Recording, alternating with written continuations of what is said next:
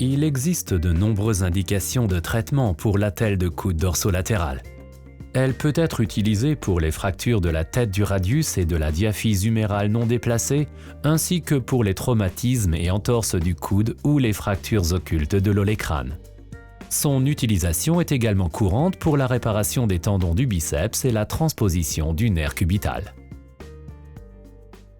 Commencez par mesurer dorsalement des têtes métacarpiennes au coude, puis jusqu'à 2 ou 3 largeurs de doigts distalement de la région axillaire.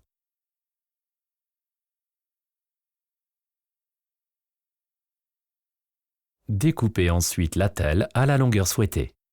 Placez l'attelle sur le bras du patient de manière à ce qu'elle chevauche les têtes métacarpiennes. Pliez maintenant l'attelle au coude selon un angle de 90 degrés.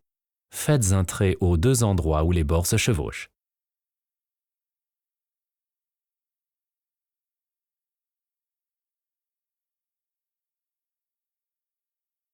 Puis découpez et retirez la couche supérieure du coussinet entre les traits ainsi tracés, ce qui crée un carré de substrat exposé. Il s'agit de l'endroit auquel le matériau était plié.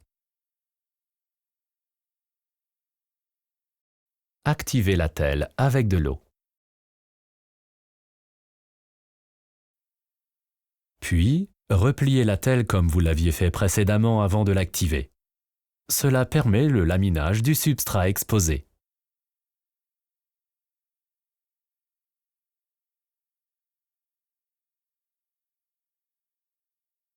Arrondissez les angles de l'attelle pour des bords plus lisses.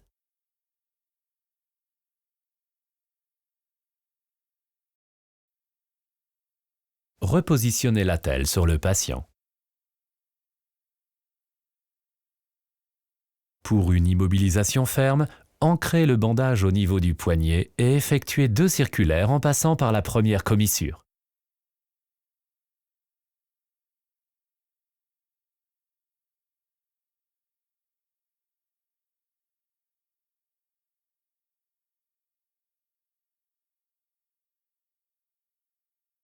Remontez le bras en chevauchant le bandage sur la moitié de sa largeur, à chaque passage.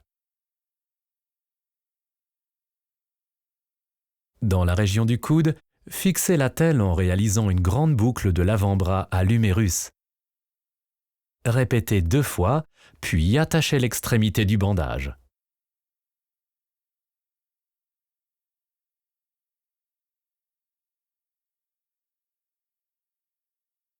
Continuez les circulaires avec un second bandage pour immobiliser la région du coude.